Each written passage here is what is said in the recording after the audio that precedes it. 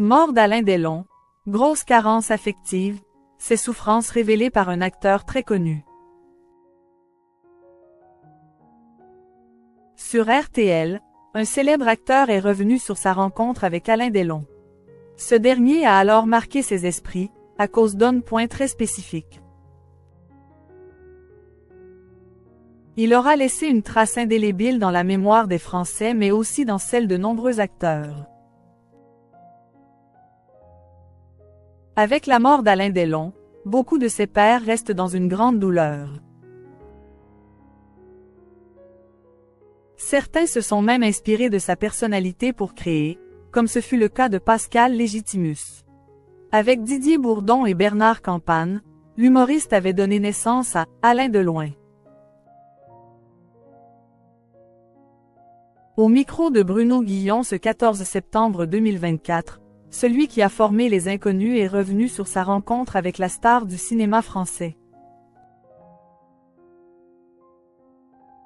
C'est quelqu'un que j'ai rencontré, j'ai dîné avec lui. Très intéressant, grosse carence affective, lâche l'acteur. Pascal Légitimus revient sur sa rencontre avec Alain Delon. Pascal Légitimus revient alors sur le comportement d'Alain Delon. C'est pour ça qu'il faisait parfois des espèces de digressions un peu maladroites. Mais c'est quelqu'un qu'il fallait rencontrer, estime l'humoriste. Des confidences tranchantes mais franches de la part du comédien. Lors de cet entretien, Pascal Légitimus a été interrogé sur son trio que formaient Les Inconnus.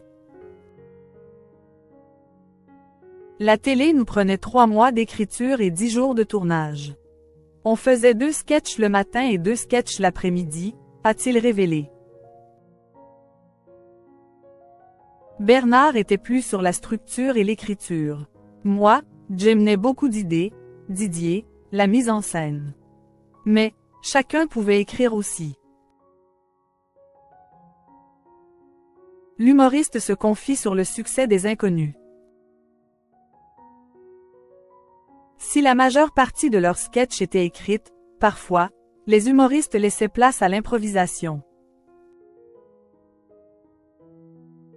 Entre nous, il y avait le sens de l'impro. On trouvait des conneries. Par exemple, quand je dis « Je m'énervais comme un prince », c'était une phrase qui n'était pas écrite, mais j'étais tellement dans le personnage. Mais pour les chansons, Didier Bourdon a été d'une aide précieuse. C'est Didier qui a trouvé l'idée mélodique de et vice versa, et aussi des rap tout. Puis, nous, on a complété. C'est aussi grâce à leurs milieux sociaux différents, que les 3 humoristes ont pu créer autant de sketchs et de chansons.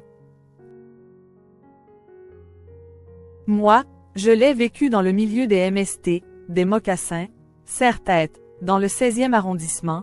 Didier était à Saint-Germain-en-Laye, donc on a eu envie de casser un peu le système. Chacun a amené. C'est un mélange, un melting pot avec des potes.